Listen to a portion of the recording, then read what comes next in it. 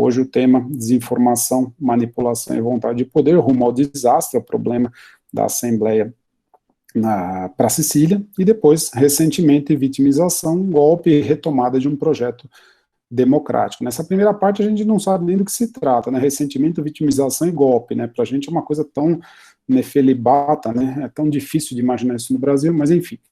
Primeiro tema, né, do 6 ao 8, 26, e o segundo tema é o do livro 8º, propriamente dito, tá?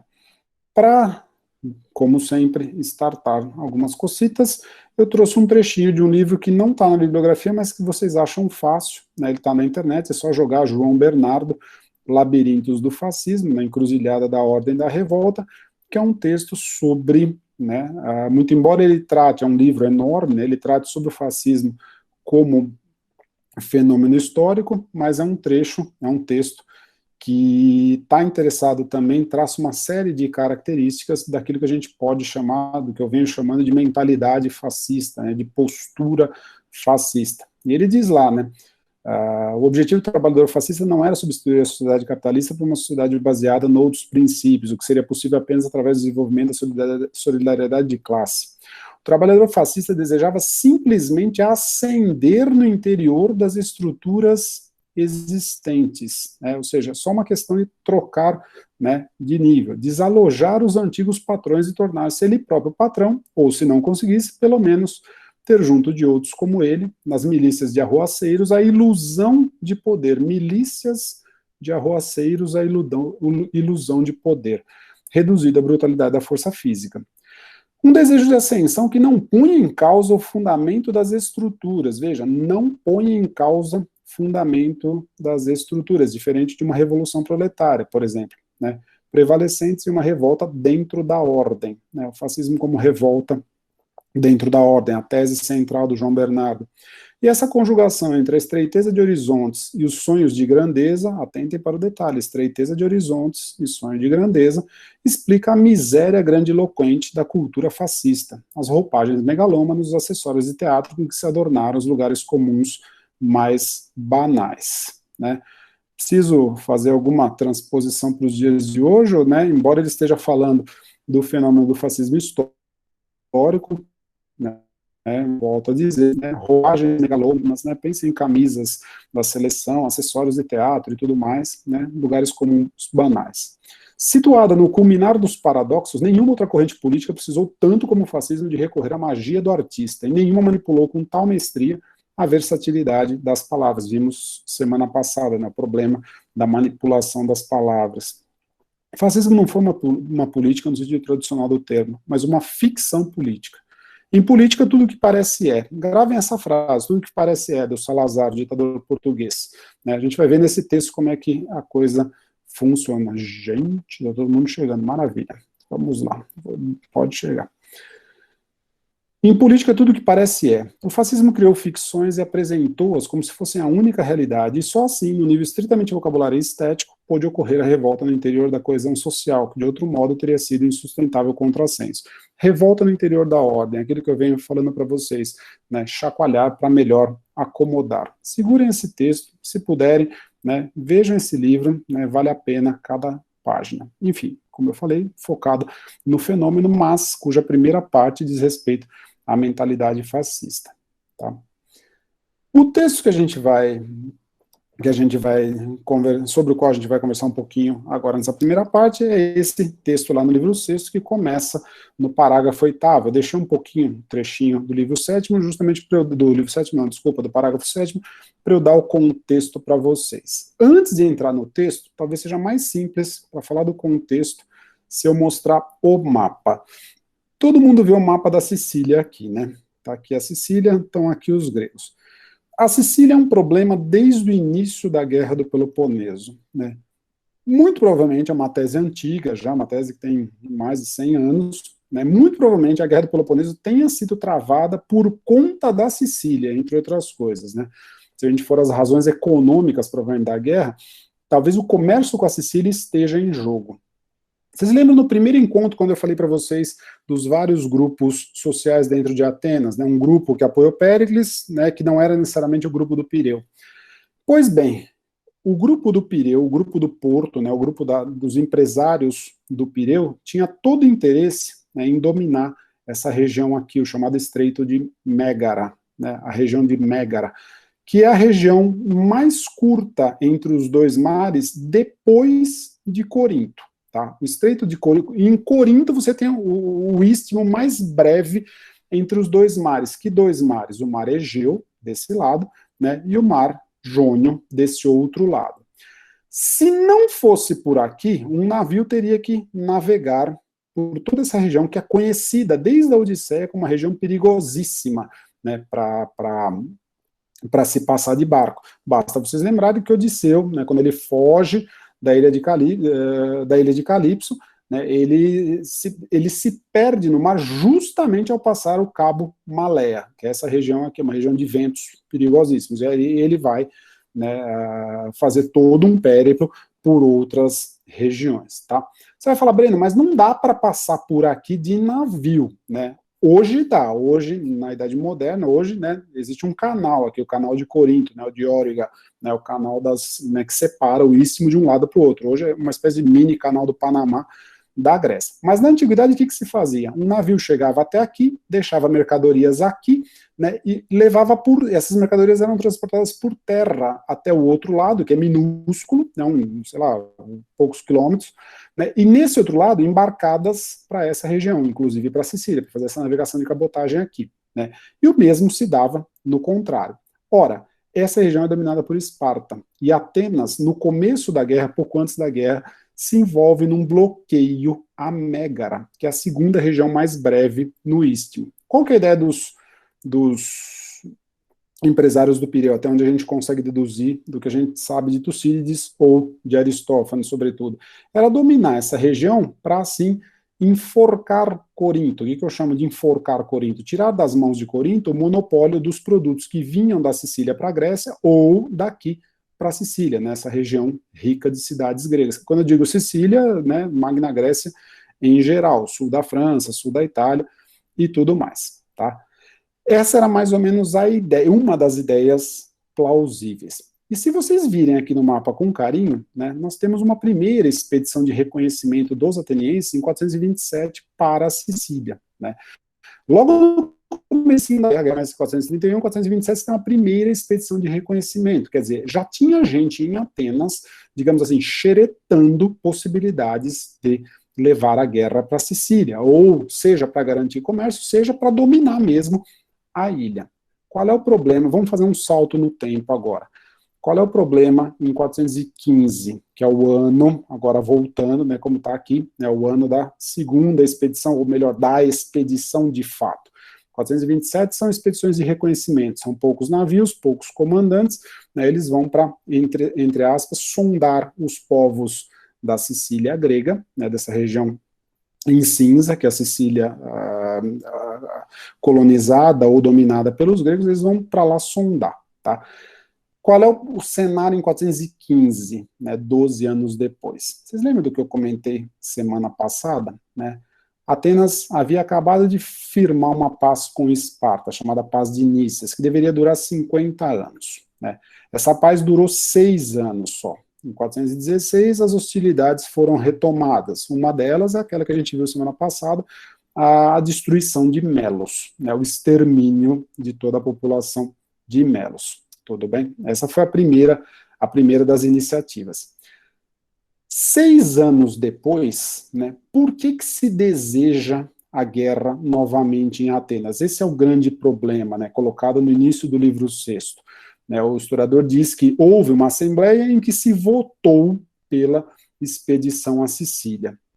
E se votou, inclusive, de modo a eleger um cara contra a própria vontade, o próprio Nícias, naquele mesmo Nícias que já havia, né, abrido mão do comando para Cleão, lá no livro 4, né, vocês lembram do episódio, que falou, não, se você quer, fica você, né, fica à vontade, você acha que é tão fácil assim resgatar os soldados, vem cá, assume você.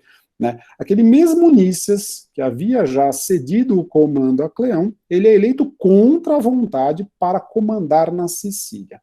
Tá? Reparem no problema, tem vários problemas envolvidos. O pretexto, digamos assim, para a guerra é o fato de que uma população da Sicília, chamada, os habitantes da cidade de Segesta, né, ou Egesta, por isso os egesteus, como aparece no texto de Tucídides, eles teriam solicitado, eles teriam se utilizado de uma antiga aliança com os atenienses para solicitar o socorro deles, atenienses, numa guerra que eles, egesteus, estavam envolvidos contra a cidade de Selinunte. Eu já volto para o mapa daqui a pouquinho. Repare, e alguns embaixadores atenienses foram então para a Sicília para averiguar a situação. Do que nós estamos falando, né, quando a gente fala de Segesta, todo mundo está vendo aqui comigo, né, e Selinunte, né, a outra cidade. Reparem num detalhe curioso, o que está em cinza é a Sicília propriamente grega, né, é a Sicília, são as partes da Sicília ocupadas por povos gregos, ou seja, colonizadas por povos gregos. Né, então, Siracusa, talvez o exemplo mais claro de uma colônia dórica, né, Camarina, Gela, Leontinos, Naxos, Messina, Régio, Locros, Crotona, Túrio, né, a cidade do Heródoto, Taranto, né, hoje em dia, e assim por diante.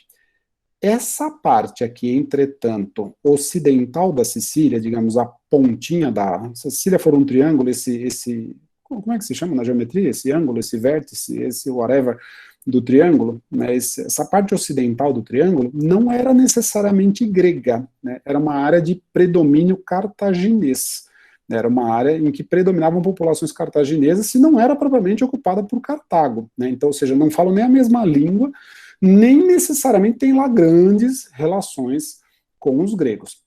Essa área do meio, em verde, é formada por populações nativas, pelos chamados sicanos, né, ou siceliotas, muitas vezes populações pré-gregas, populações talvez pré-indo-europeias, inclusive, que estão lá na Sicília há milênios, tá?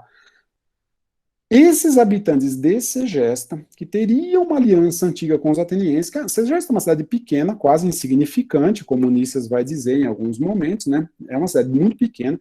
Eles se utilizam dessa aliança e atraem os atenienses para uma guerra, né? Esse é o pretexto que eles querem, contra a cidade de Selinunte. Como há gente em Atenas que também tem interesse na guerra, o que acontece? A cidade manda embaixadores, tudo bem? O que acontece com esses embaixadores? Vamos lá para o parágrafo 8º, que aqui a gente começa a entrar onde interessa. No verão seguinte, né, logo no início da primavera, os embaixadores atenienses voltaram da Sicília e com eles vieram os egesteus, né, os habitantes daquela cidade, trazendo 60 talentos de prata não amoedada. Era uma quantiazinha razoável, cada talento 50 quilos, né, 60 talentos, façam a conta aí, dá mais ou menos 3 toneladas, se não me falha a memória, né? De prata não amoedada, como pagamento das despesas de um mês das 60 naus. É um belo de um pagamento, tudo bem? Você pode pagar um mês de despesas de 60 naus, cada nau com 200 marinheiros, faça a conta de quanto isso dá em salário, é uma bela de uma grana. Cujo envio vinham pedir aos atenienses. Esses, convocando uma assembleia e ouvindo dos egesteus, de seus próprios embaixadores, outras afirmações sedutoras, mas não verdadeiras. Gravem isso. O que os egesteus dizem para os atenienses é sedutor, mas não é verdadeiro. E também que o dinheiro estaria à sua disposição em elevadas quantias nos templos e no tesouro, aprovaram pelo voto o envio à Sicília de 60 naus, sob o comando de Alcibíades, segurem esse cara, Nícias e Lâmaco, com plenos poderes. Reparem nisso, embaixadores de Segesta vêm até Atenas, falam, nós temos dinheiro, nós temos muito dinheiro, e vêm secundados por embaixadores atenienses que haviam ido para Segesta. Se você der um salto no próprio livro sexto de Tucídides e for ao parágrafo 46, que eu deixei para vocês aqui, eu não incluí no texto, mas deixei aqui, vejam o que Tucídides diz que aconteceu em Segesta, quando os embaixadores estavam lá. Aqui é Tucídides explicando, depois que a expedição foi votada, depois que, né, já foi lançada, vejam que Tucídides diz que teria acontecido em Segesta para que os embaixadores persuadissem os atenienses de que, beleza, poderiam entrar na guerra numa boa. Os egesteus haviam recorrido ao seguinte artifício por ocasião da visita dos primeiros emissários atenienses a Egesta, com o objetivo de colher informações a respeito do dinheiro. O que eles aprontaram? Levaram os enviados ao templo de Afrodite em Erix, e lhes mostraram as oferendas, taças, jarras para vinhos, turíbulos e muitos outros objetos, que, embora tivessem pouco valor em dinheiro, por serem de prata, eram de grande efeito visual. Vejam, templos cheios de objetos de metal precioso na antiguidade sempre foram repositório de dinheiro, tudo bem? Então, pensa no caso de Atenas, a estátua de Atenas, né, de Atena, feita de ouro, tá? Em situações de guerra, ela era simplesmente derretida e aquele ouro era usado para pagar tripulações, para pagar soldados e tudo mais. Tá? Então, templos são basicamente sedes de dinheiro, né? Se você for a Delfos, você vai ver tesouro dos atenienses, tesouro do povo X, tesouro do povo Y. Nada mais é do que um templo em que né, ficavam esses despojos de metal precioso e, quando necessário, né, aquilo estava sob a guarda dos anfitriões, né, a Liga dos Anfitriões, e, quando necessário, esse dinheiro era utilizado num caso de emergência. Tá? Então, templos são sempre repositórios de dinheiro. O que os egesteus fazem? Eles enchem um monte de templos, o Tucídides vai dizer, com com utensílios de metal precioso, entre aspas, de pessoas que viviam nas redondâncias, né, nas redondezas, mas que não era necessariamente, isso não era exatamente um tesouro. Vamos seguir com o texto dele, talvez fique mais claro, né? Era de grande efeito visual, mas era de prata, não era tão valioso assim quanto se fosse de ouro. Ao mesmo tempo, ofereceram recepções privadas às tripulações das trirremes, nas quais exibiam taças de ouro e prata existentes em Egesta, além de obterem outras por empréstimo nas cidades vizinhas, tanto fenícias quanto helênicas, região cartaginesa, fenícios, né, região, tudo bem? Levando-as para os banquetes, como se lhes pertencesse. Como todos usaram, na maioria das vezes, os mesmos objetos, e havia grande quantidade deles à vista em toda parte, a exibição deslumbrou os atenienses das trirremes, que levaram os primeiros emissários. E esses, de volta a Atenas, difundiram a informação relativa à abundância dos tesouros que tinham visto. Aqueles homens que se haviam enganado e, ao mesmo tempo, tinham induzido os outros em erro, foram muito criticados pelos soldados posteriormente, quando se tornou conhecida a notícia de que não tinha dinheiro em Egesta. Quer dizer, foi uma bela de uma trapaça. Né, foi uma bela de uma tramóia, tudo bem? Todo mundo conseguiu entender o que está em jogo? Eles reuniram, né, material aparentemente precioso das redondezas, né, muito prata, mas algumas coisas de ouro, usaram esses mesmos objetos em várias ocasiões diferentes, de modo a dar a impressão aos atenienses que tinha lá muito dinheiro. Qual é o ponto central disso? Se tem muito dinheiro, das duas umas, ou isso vai ser objeto de pilhagem, para quem vai vir fazer guerra, ou isso vai ser objeto de manutenção das tropas. Afinal de contas, se a gente voltar no mapa aqui, uma expedição para a Sicília é, no mínimo, caríssima. O Nícias vai dizer, né, você precisa levar muitos navios de abastecimento, isso implica muita gente, implica muito pagamento, né, você precisa levar muitos navios, você precisa se preparar para uma jornada longuíssima, né, enfrentar correntes marítimas, isso se der tudo certo, se não tiver desastre no meio do caminho, se não tiver naufrágios, né, se não tiver perdas, se não tiver piratas, nessa região era cheia de piratas, né, tem vários problemas, você vai ter que olhar muito bem onde você vai atracar, né, não é em qualquer lugar que você pode aportar, né, essa região é toda dominada por Siracusa, que é uma colônia espartana, é uma cidade aliada ao inimigo, né, não é tão simples assim chegar até aqui. Dar a volta pela Sicília também não é a travessia mais simples que existe, não é todo e qualquer lugar que tem um porto, né, favorável, tem uma série de problemas. Né? Essa cidade Selinunte é inimiga, né, tá, de Segesta, e por aí vai. Tá? Erix está aqui, para quem quiser xeretar. Tá? Quer dizer, os atenienses é uma jornada monstro, é mais ou menos hoje em dia como você partir, sei lá, com uma caravela sem bússola, querendo dar a volta ao mundo, né? Alguma coisa mais ou menos parecida com isso, assim, é uma bela uma aventura que precisa de uma baita numa expedição, tudo bem? É uma coisa muito arriscada, muito custosa e cheia de perigos pela frente. Então, os egesteus dão a entender aos atenienses que haveria dinheiro ou para pagar ou para ser simplesmente pilhado e dividido mais para frente. Quem quiser, parágrafo 46 do mesmo livro sexto, está esse trecho aí que eu deixei para vocês, tá? Então, houve uma primeira assembleia, né, e aqueles 3 comandantes, Alcibiades, Nícias e Lâmaco, né, foram eleitos com plenos poderes para, né, ir para Sicília. O que acontece? 5 dias depois, porém, uma nova assembleia é feita, né? Nícias, que havia sido eleito contra a sua vontade, começou mal, né? Ele era o cara, talvez, um dos mais destacados no momento, ele é o sujeito, né, que está na crista da onda desde 421, por conta da paz de Nícias, mas ele é eleito contra a vontade para o comando, né? E ele pensava que a cidade não havia chegado a uma decisão acertada, mas que sob um pretexto leviano e especioso, o objetivo real era a conquista de toda a Sicília. Olha o problema, um cometimento gigantesco. Ele então subiu à tribuna e falou: qual é o problema que está por trás disso aqui, desse parágrafo em verde? Né? Nícias é o cara que está na crista da onda, mas se vocês olharem o perfil dele no livro 5, ele não é o cara que quer guerrear. Nícias é uma espécie de Péricles mais manso ainda. Ele é o sujeito que fala, não, é melhor a gente ficar lembra dessa estratégia de Péricles? Ficar, né, com o que temos, garantir o que temos, para depois, eventualmente, acrescer o império, se for necessário. Nícias é uma espécie de Péricles da vida privada. Ele fala, eu prefiro ficar na minha, fizemos a paz, consegui o que eu queria e acabou, né, não tem mais porquê. Acontece que, de 421 em diante, Atenas, façam a seguinte pergunta, durante esses 6 anos, Atenas viveu do quê? Né, durante esses 6 anos de paz, né?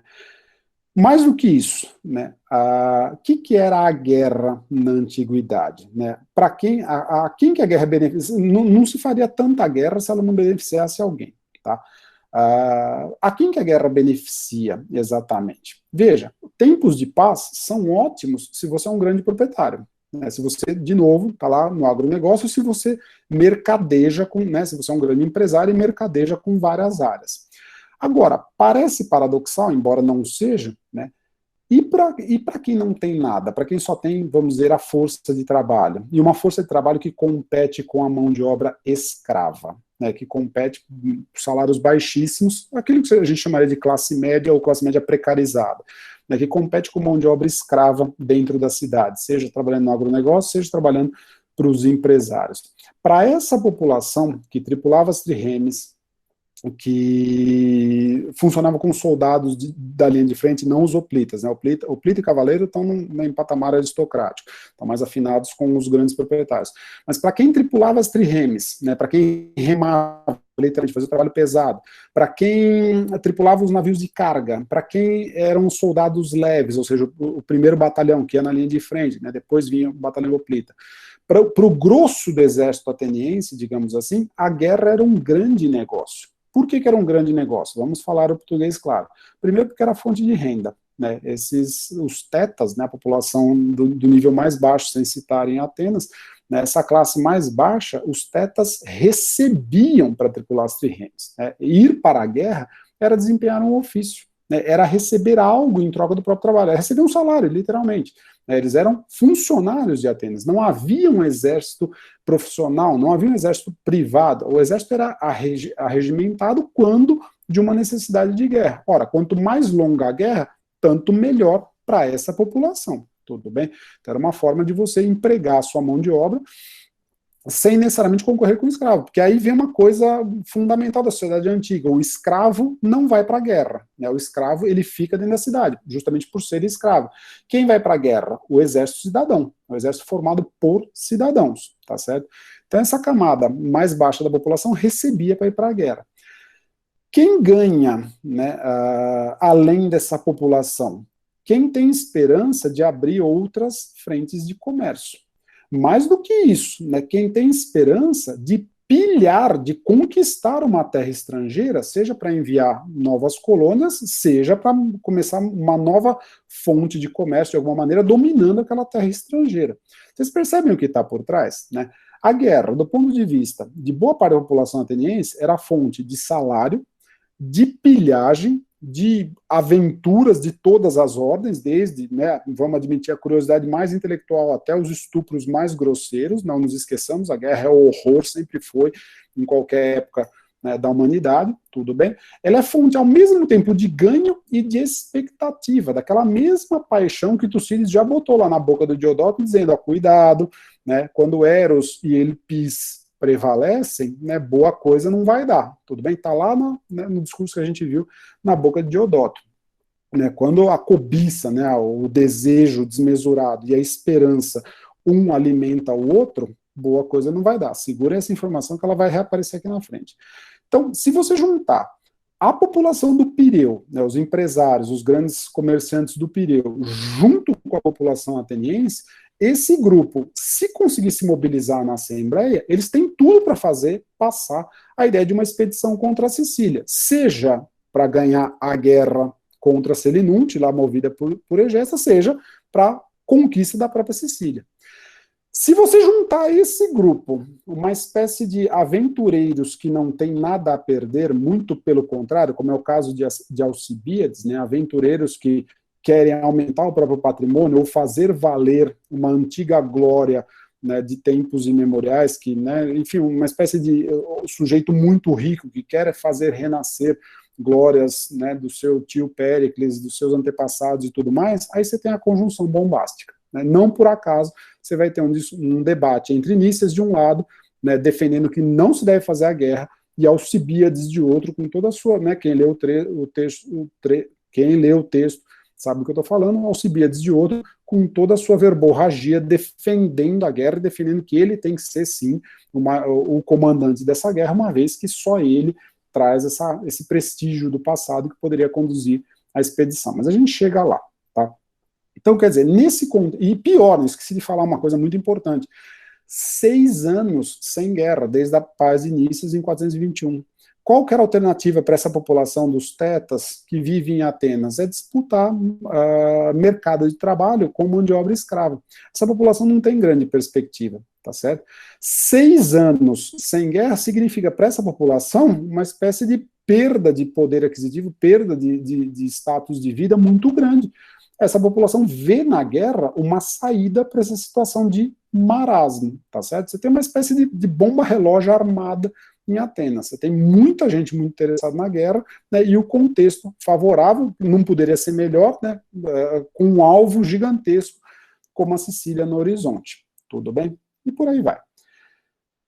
Todo o discurso de Nícias, eu vou resumir o ponto aqui agora, gira em torno da seguinte ideia: não devemos ir para Sicília. Essa decisão é precipitada, né, o que foi decidido antes é precipitado, né, e o principal problema é, se nós vamos para lá, nós vamos ter que lutar em 2 frentes. Voltando aqui, né? Nós vamos ter que lutar contra os espartanos que estão invadindo o nosso território, e pior, vamos ter que fazer uma expedição caríssima, levar gente para burro, levar dinheiro, levar trigo, né? A Sicília tem uma produção de trigo própria, nós não temos, né? Não vamos ter lá grandes aliados para nos alimentar, vamos ter que fazer uma expedição gigantesca, caríssima, perigosíssima, contra povos hostis, sem saber necessariamente o que está em jogo. Ele suspeita, né, que tem alguma tramóia, quer dizer, a oferta está muito boa, né, da parte dos segesteus, né, tá bom demais para ser verdade.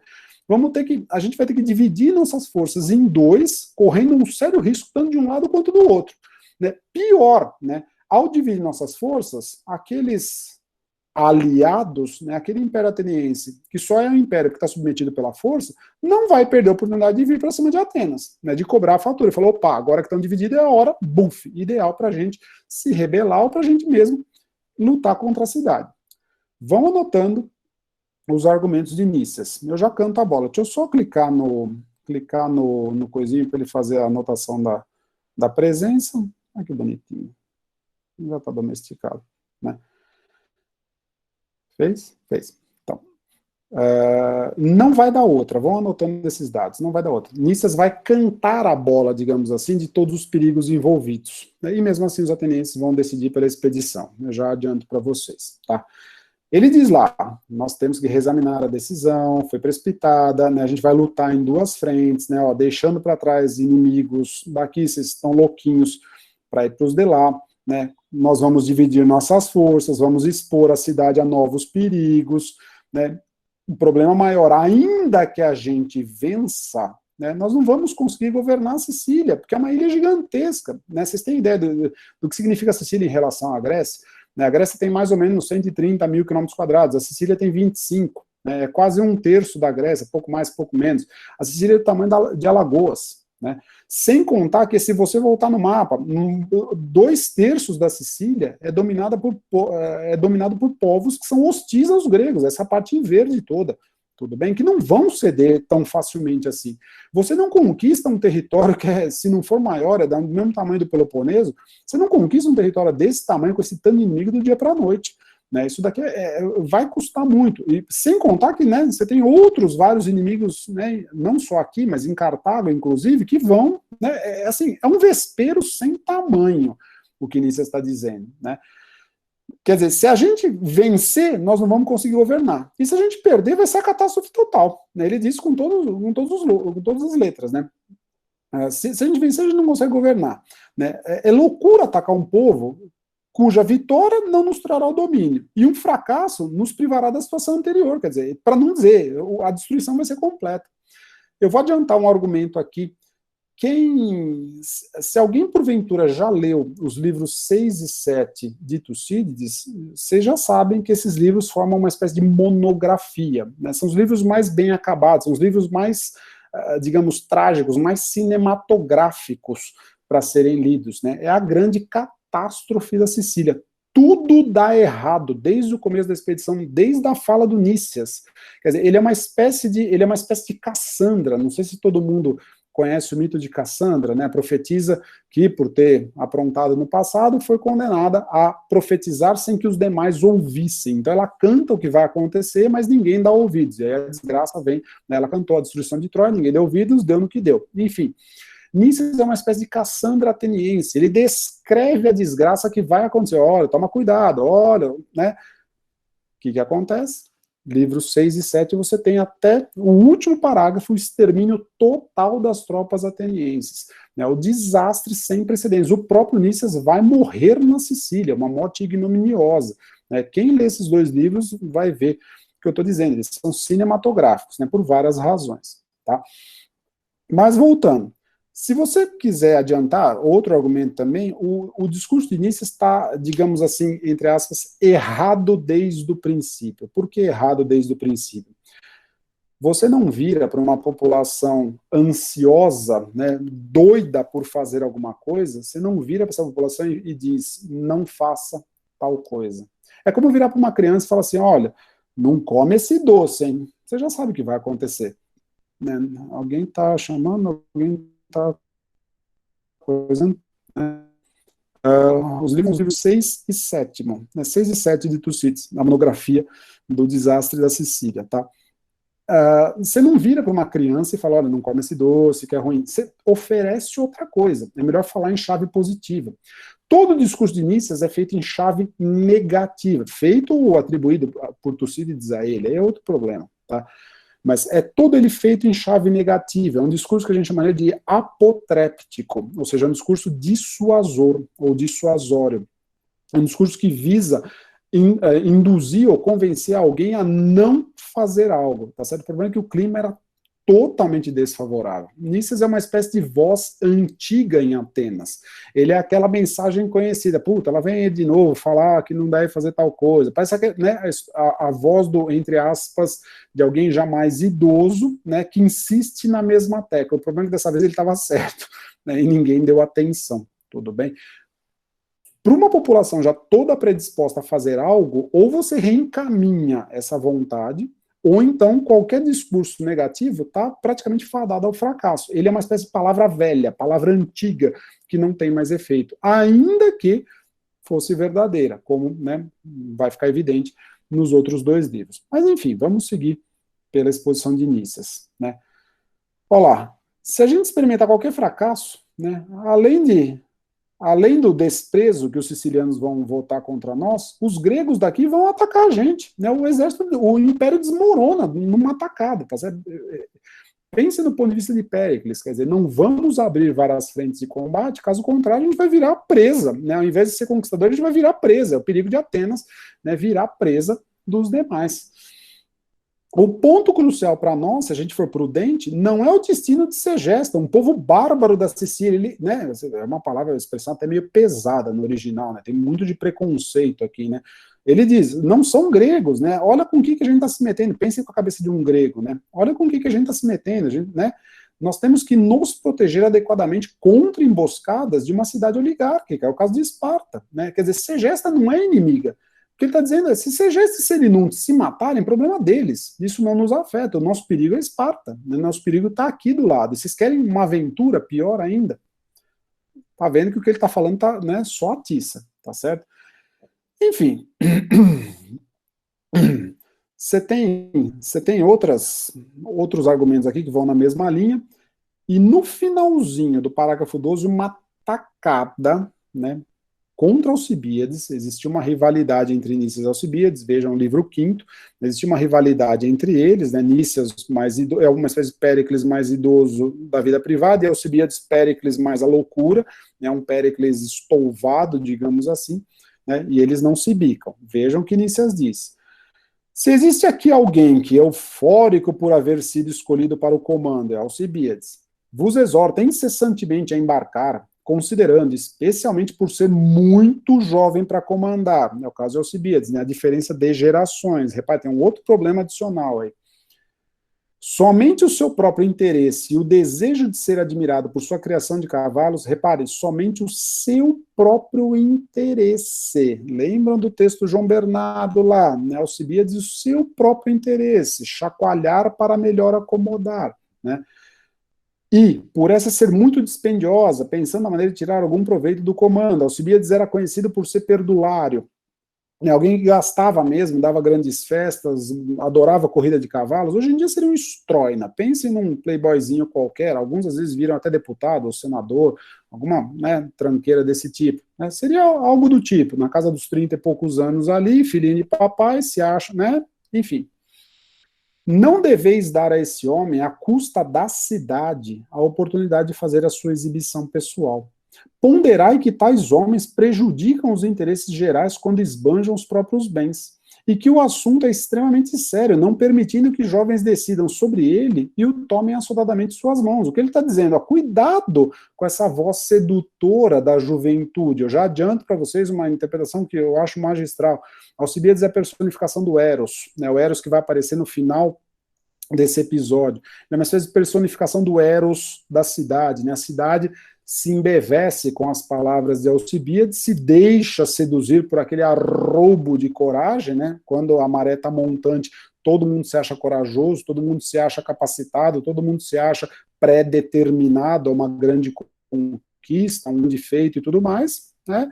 De novo, a curva da híbris, né, a curva ascendente do Eros, amparado pela Elpis, que leva uma híbris, que, né, vai levar uma Nêmesis, é uma Ata, por aí vai.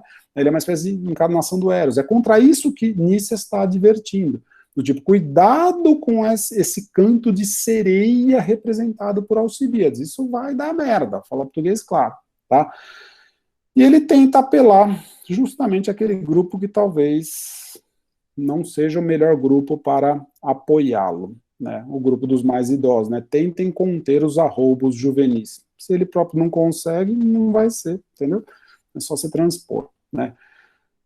Poucos sucessos são obtidos pela emoção, mas muitos pela ponderação, né, orgueia de um lado, a sofrostínia de outro. Parece até o Péricles falando, só que se for o Péricles, está com 20 anos de atraso, percebe? Esse tipo de juízo talvez desse certo 20 anos antes, na boca de Péricles. Agora, né, ou 15 anos antes, agora o cenário é outro. Nícias é essa palavra do passado, ele é uma espécie de fóssil da democracia ateniense de 15 anos atrás. Né, para essa população que vê na guerra uma fonte de conquista, que vê na guerra um empreendimento, né, louvável, desejoso, né, essas palavras dele soam como prudência antiquada, tudo bem? Se ele queria realmente afastar os atenienses dessa estratégia, deveria ter feito de outra maneira, não insistindo na negativa. Né? Insistindo na negativa contra uma cidade predisposta, a gente já sabe mais ou menos onde vai dar. Assim falou Nícias. né? O argumento dele basicamente é: não nos lancemos a um perigo às cegas, né? Não vai ter, primeiro, não vai ter vantagem nenhuma, segundo, o risco é enorme. O risco é enorme não só de ir para a Sicília, mas de perder, da gente virar presa. É basicamente esse o centro do argumento de Nícias. Aí vem um parágrafo, uma transição, que o próprio Tucídides redige, é ele falando em boca própria, né? O defensor mais veemente da expedição era Alcibíades, filho de Clínias, desejoso de opor-se a Nícias, seu adversário político, e que, além disso, o havia atacado antes. Acima de tudo, porém, ele sempre ansiou por ser nomeado comandante, alardeando que iria subjugar a Sicília e Cartago e, ao mesmo tempo, servir aos seus interesses pessoais em termos de riqueza e de glória. Meus caros, Sicília, Cartago e Grécia, para esse mundo em que esses caras vivem, estão mais ou menos na proporção para Estados Unidos, Europa e China para o nosso mundo. Tudo bem? Fazendo uma comparação bem grosseira, bem esquemática. O que Alcibiades está dizendo? Eu quero conquistar Estados Unidos e Europa para assim ser o senhor da China. Você pode alternar qual que você quiser dos três. Tudo bem? É de uma insanidade sem precedentes, né?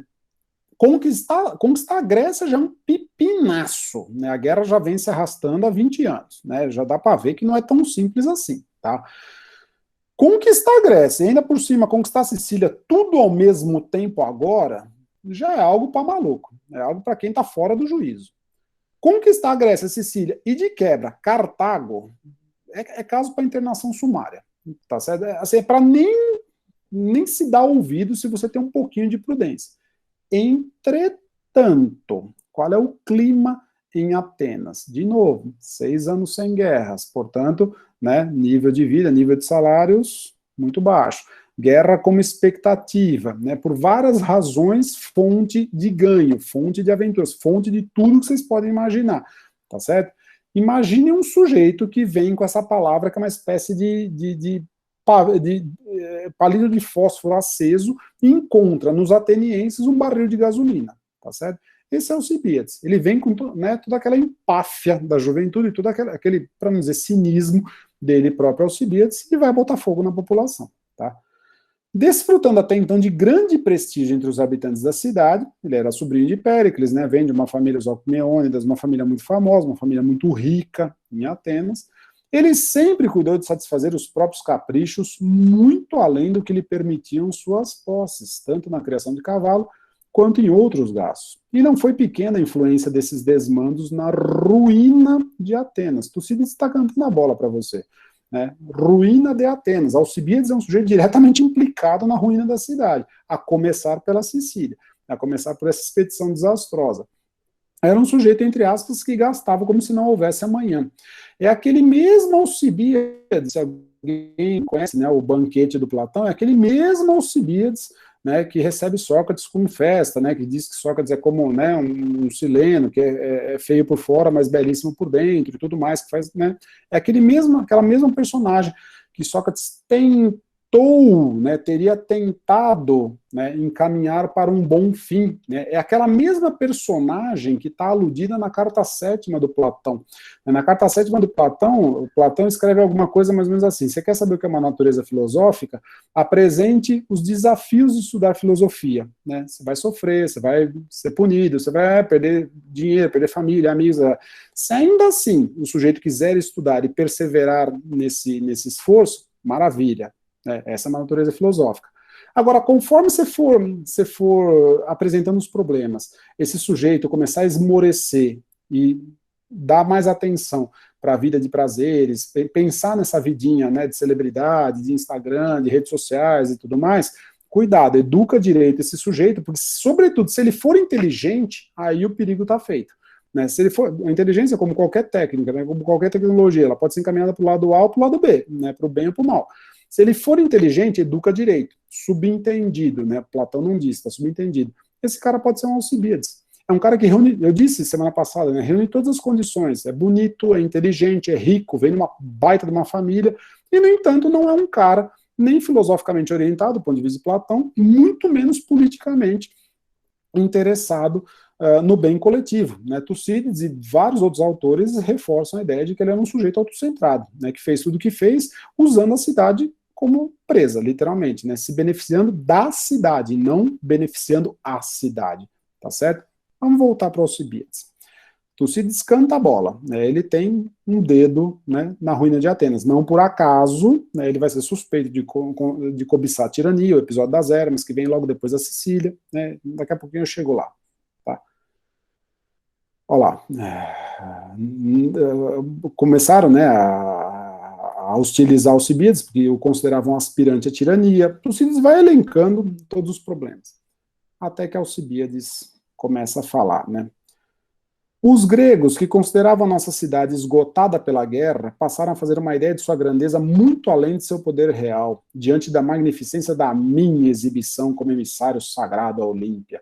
Pois entraram na pista hípica 7 carros meus. Senhores, você poder botar 7 carros, ou seja, 7 pares de cavalos, tem que ter muito dinheiro. É mais ou menos como, sei lá, ter 7 carros de corrida hoje em dia. Manter um cavalo era muito custoso. Manter um cavalo de corrida muito mais ainda. Você precisava treinar, precisava alimentar, precisava de uma série de coisas. Né? 7 carros meus, quer dizer, eu sou riquíssimo. Mais que qualquer outro concorrente individual até aquela época. E ganhei o primeiro, o segundo e o quarto prêmios, além de ter me apresentado em tudo mais no estilo digno de minhas vitórias. De acordo com as tradições, isso é uma honra, e pelos feitos se deduz o poder. Verdade isso? Segura essa frase. Embora os meus serviços à cidade, custeando couros, ou de outra forma qualquer, né, a coreguia, né, pagar couro era muito caro também, ele está dizendo, eu sou riquíssimo, eu tenho muita grana, eu posso, né, gastar do jeito que eu quiser. Né. Tenho naturalmente provocado inveja entre meus concidadãos. Aos olhos dos estrangeiros, essas exibições dão uma impressão de força. Repare, impressão de força. Né. Pelos feitos se deduz, não há necessariamente relação entre uma coisa e outra. Não é uma loucura vã o fato de um cidadão, à sua própria custa, ser útil não somente a si mesmo, mas também à cidade. Olha as meias verdades de Alcibiades, quer dizer, se eu gasto muito, se eu uso meu dinheiro para mim mesmo, logo eu posso usar para a cidade. Me engana que eu gosto. Tá certo? Continua. A minha juventude, a minha anoia desnaturada, a minha loucura, ele diz com todas as letras, né? Tem gente que pensa que isso é um empecilho. Pelo contrário, né, foi justamente a minha juventude, a minha loucura que fizeram frente aos peloponésios. Eu fui capaz de enfrentar os espartanos, eu fui lá, livro quinto, né, tramei uma aliança com Argos, quase, né, botei todo mundo a perder e por aí vai. Né. Vejam o livro quinto, as tramóias de Alcibiades junto com os argivos. Não é plausível que uma população desse gênero se deixe convencer unanimemente por discursos, nem que passe a agir com um propósito comum. Se algo for dito para agradar-lhe, ela passará rapidamente para o nosso lado. Ele está falando dos sicilianos, né? Especialmente se estiverem enfrentando lutas internas, como temos ouvido dizer. Vão somando, né? Nícias atenta para o perigo. Alcibiades fala em impressão de poder, em algo que ele ouviu dizer, ou que os atenienses ouviram dizer. Vão somando essas indicações. Além disso, nenhum dos povos de lá tem tantos hoplitas quanto pretende. Será? A propósito, o número deles entre os outros gregos também não é tão grande quanto se imagina. Ouvi dizer, imaginar, impressão. Né? Ao contrário, a Grécia tem se equivocado consideravelmente em suas estimativas a respeito de hoplitas, e raramente nessa guerra dispôs adequadamente deles. Esta, então, é a situação da Sicília. A julgar pelas informações chegadas ao meu conhecimento. Essa frase aqui dói no olho, né, quando a gente lê, mas, enfim, né, gralhas do livro. A julgar pelas informações que me chegaram. Que informações chegaram até ele? Né, as mesmas dos embaixadores, que foram tapeados pelos egesteus. Vocês percebem o problema de fundo? Né? Os atenienses, já vou adiantar uma carta para vocês, decidem-se pela expedição baseados em ouvir dizer, em impressões, em algo que foi dito, em algo que parece que, mas sem conhecimento real da Sicília. Ninguém esteve na Sicília, nem Nícias, nem Alcibiades, muito menos os atenienses da Assembleia. Ninguém esteve lá, ninguém sabe o tamanho da Sicília, ninguém sabe quão perigosa é a viagem, ninguém sabe quão longa é a viagem, ninguém sabe quanto precisa ser levado para lá, ninguém sabe quantos adversários vão ser enfrentados, ninguém sabe a configuração geopolítica da Sicília, quem vai lutar contra quem vai auxiliar quem, tá certo? É um tiro no escuro. É mais ou menos como se lançar no oceano num barquinho sem bússola, né, e tentar chegar até a África. A chance de você naufragar é enorme, né? Entende o perigo? Entende o que tá por trás aqui? Né? É tudo por ouvir dizer. E ela poderá ser-nos ainda mais favorável, pois numerosos bárbaros, por ódio aos siracusanos, pode ter ódio aos atenienses também, pode ter, né, a geopolítica não é tão simples assim, preto no branco, quanto parece, né? Não deixarão de juntar-se a nós para atacá-los. Será? E por aí vai. Né? Quer dizer, esse trecho mostra claramente Alcibiades pretende saber o que não sabe. Pretende, claro, para botar fogo, botar lenha na fogueira dos atenienses, né? Assim adquirimos o nosso império. Mais do que isso, quer dizer, tudo é favorável na Sicília. Primeiro argumento dele, vamos para lá que é um mar de rosas, vai ser fácil. A gente vai chegar lá, a gente vai ter o apoio de uma vasta população e vamos, né, poder deitar e rolar contra os siracusanos. Segundo ponto, assim adquirimos o nosso império. Como? Nós e todos aqueles que alguma vez tiveram o seu, indo socorrer imediatamente os povos, bárbaros ou gregos, que em qualquer tempo nos dirigiram o seu apelo. Se nos mantivéssemos quietos e discriminássemos por questão de raça entre quem deveríamos ajudar, pouco teríamos acrescentado ao nosso império. E, ao contrário, teríamos corrido o risco de perdê-lo. É o que Nícias está fazendo. Não vamos ajudar só grego. Quem não é grego, problema. Né? De fato, não devemos defender-nos dos mais fortes apenas quando eles vêm contra nós, mas devemos até precaver-nos para que não nos ataquem. Não nos é possível tampouco determinar, como se faz com uma propriedade, as dimensões de nosso império. No ponto a que chegamos, é necessário às vezes urdir ameaças, às vezes não ceder, pois em caso contrário correremos o perigo de cair, nós mesmos sob o império dos outros, se não exercermos continuamente o domínio sobre povos já submissos. Se você se lembra da fala dos coríntios, no parágrafo 70 do livro 1º, ali os coríntios, na cara dos atenienses e dos espartanos, eles fazem a diferenciação ética, digamos, entre atenienses e espartanos. Os atenienses são hiperativos, né, estão sempre fazendo alguma coisa, se lançando ao mar, eles tomam como certo aquilo que é só esperança. Os espartanos, por sua vez, são uma potência passiva, uma potência de terra, uma potência que hesita muito antes de fazer algo. Nícias seria quase que um filho espartano nesse contexto. Tá? O que Alcibiades defende aqui é esse caráter hiperativo dos atenienses elevado à enésima potência. Né? Nós temos que exercer continuamente o domínio. É exatamente aquilo contra o qual Péricles se batia lá atrás. Né? Nós não temos que continuar nos expandindo, a gente tem que garantir o que a gente tem, proteger o que existe. A fala de Alcibiades é música para os ouvidos, seja da população que vê na guerra uma fonte de renda, seja dos empresários do Pireu, que querem mesmo destruir Corinto, destruir Mégara, destruir qualquer outro entreposto comercial, para que eles tenham a hegemonia do tráfico de mercadorias e pessoas, escravos e tudo mais, pelo mar Egeu e, sobretudo, para a Sicília, sobretudo daquela região do Ocidente, que até então não é tão explorada quanto poderia. Percebe? O que ele está falando aqui, para essa população, é mais do que lenha na fogueira, é gasolina na fogueira. Tudo bem? Para lá, para nem comentar da verborragia dele, Alcibiades. Né? Enfim, tudo isso nós conseguiremos com toda a probabilidade, quando os helenos de lá se juntarem a nós. Reparem nos argumentos, é tudo calcado em probabilidade, tudo calcado em ouvir dizer, nada fundado em garantias. Né? Ninguém esteve lá, ninguém sabe o tamanho do perigo, tá certo? Não tinha internet, não tinha, né? Tenta imaginar um ateniense, qual é o conhecimento que ele tem na Assembleia do que era a Sicília, do que era a distância, do que era o perigo, do que era o custo e tudo mais. Né? Alcibiades continua. Não deixeis a política de inação proposta por Nícias, né? Nícias como os espartanos do 170, né? Esforçai-vos agora, vós também, por manter nossa cidade na vanguarda. Considerar que a juventude e a maturidade nada valem separadas, e que os homens simples, os medianos e os realmente geniais, simples, medianos e realmente geniais, voltem ao texto do João Bernardo, todos juntos, terão a máxima força, e que a cidade, permanecendo inativa, desgastar-se-á por si mesma, como tudo mais, e todas as suas qualidades entrarão em declínio.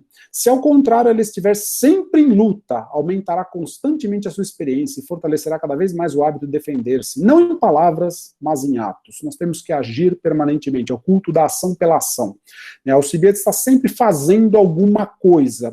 Para onde essas ações vão dar, pouco importa. Ele nunca tem um plano concreto, ele está sempre agindo.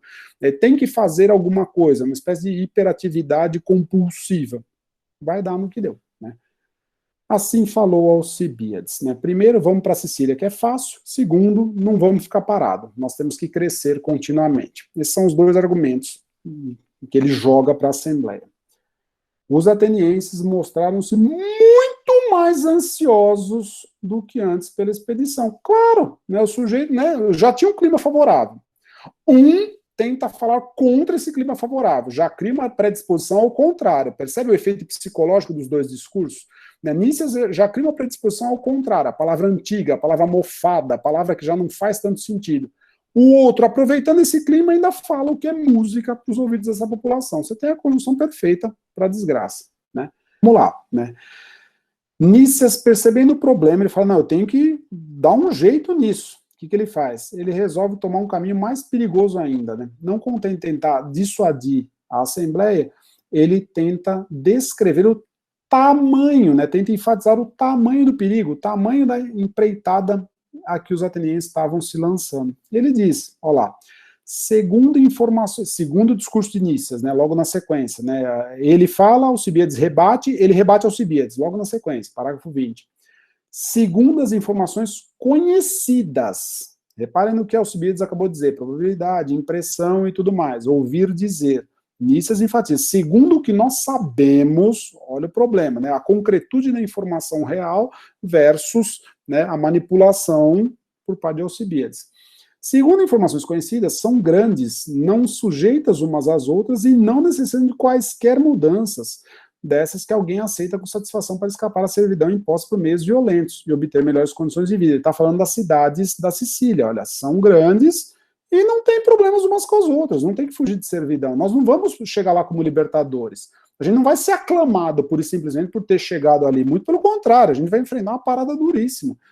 Não parecem tão pouco inclinadas a aceitar nosso domínio em vez da liberdade, eles vivem numa boa, eles estão bem do jeito que eles estão.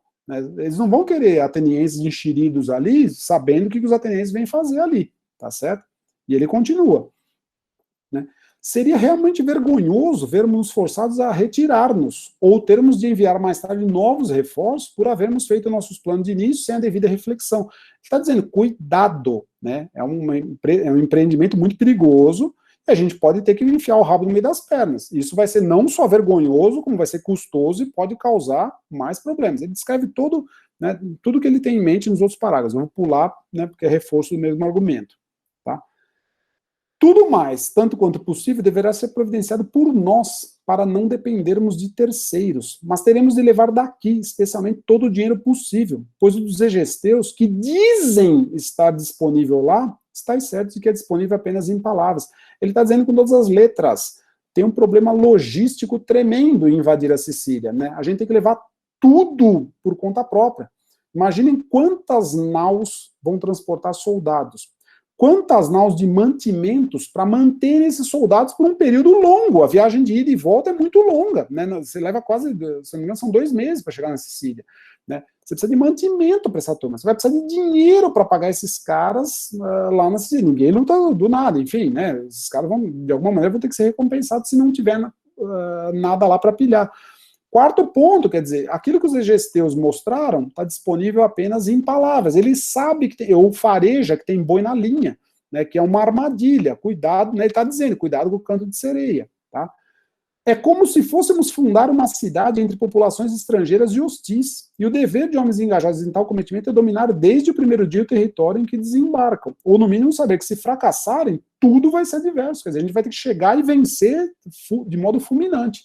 Caso contrário, a gente vai ser trucidado. Ele está descrevendo os perigos. Quer, ao iniciar a viagem, ter deixado o mínimo possível ao acaso.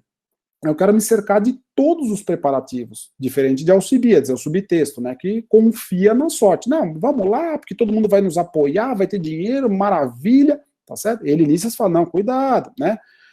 Se qualquer um de vocês pensar diferente, eu entrego o comando. De novo, pela segunda vez ele oferece o comando para alguém no lugar. Só que vejam o tamanho do problema, o tiro sai pela culatra. O que acontece? Depois que ele falou, né, pensando que dissuadiria os atenienses pelo número das exigências, porque ele chutou lá para cima, né, já que é um cometimento enorme, ele chutou, né, o máximo que ele podia, ou se fosse compelido a empreender a expedição, dessa maneira poderia partir com maior segurança. Ele achou isso, né, que ele ou afastaria os atenienses da decisão ou partiria em segurança. O resultado foi o oposto do esperado, pois lhe pareceu para os atenienses, né, que Nícias havia apresentado boas sugestões, e agora haveria certamente um grau maior de segurança. Um forte eros é a palavra central desse trecho. Né? Esse trecho, parágrafo 24, é o parágrafo central desse episódio. Eros, a partir desse momento, não, uma vontade de navegar, né, um eros gigantesco, se abateu sobre todos indistintamente. O Eros toma conta da cidade. Porque, de um lado, você tem um comandante empolgado, cheio de coragem, que bate no peito e fala, eu faço, eu aconteço, Alcibíades. E de outro comandante que parece ser o mais precavido possível, o cara que calculou todos os problemas, o grande estrategista, Nícias. Os atenienses leem ao contrário tudo aquilo que ele diz. Ele tenta falar para dissuadi-los, mas como que os atenienses leem? Fala, beleza, o cara sabe tudo, quer dizer, a gente está feito. Você tem a coragem da juventude de um lado e a prudência estratégica de outro. Os dois juntos formam um Péricles atacante. É a desgraça consumada, tá certo? Porque você tem de um lado um cara que foi eleito contra a vontade, não quer ir comandar e sabe do perigo, já é um cara meio breque de mão puxada por natureza, é o caso de Nícias, e de outro, um estouvado que fala o que quer, vou mudar tudo isso aí, vou fazer acontecer, tá ok, né? Se gaba de todas as estupidezes possíveis, a encarnação da estupidez, Alcibíades, né?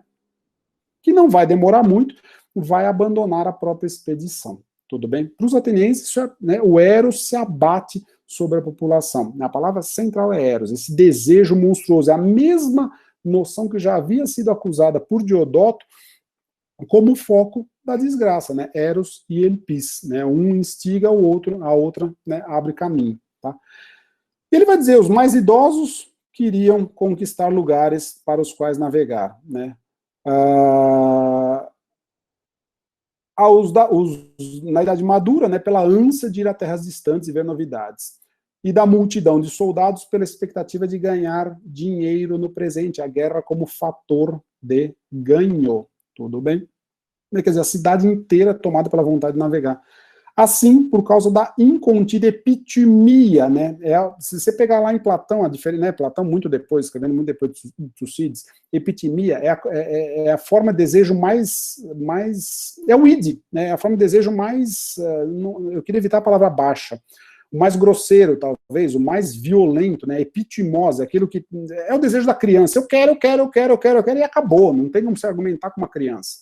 Tudo bem? Epitimia é a expressão desse desejo quase que infantil, né, que às vezes, né, chega até a urna, né, enfim, faz uma série de cagadas e, né, deixa para lá.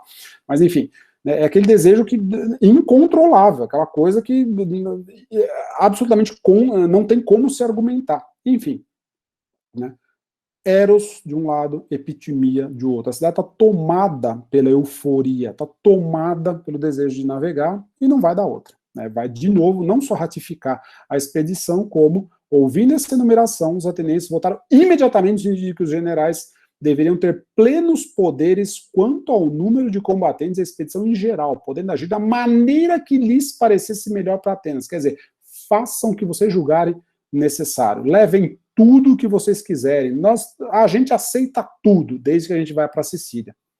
Precisa dizer o que vai acontecer? Né? Eu vou cantar algumas bolinhas.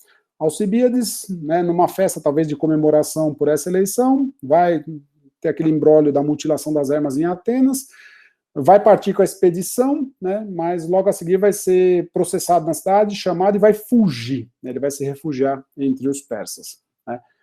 Lâmaco, o terceiro comandante, vai morrer logo no começo da expedição. Quem vai ficar sozinho para segurar o tranco? Justamente o cara que não queria ir para Sicília, o cara que conhecia o perigo, o cara que viu todo o problema, o próprio Nícias, que, para pior dos mundos, vai cometer uma série de equívocos motivados por N razões, vai adoecer, é uma desgraça sem tamanho. Vejam os livros 6 e 7, é uma espécie de exército de Brancaleone na versão tragicíssima.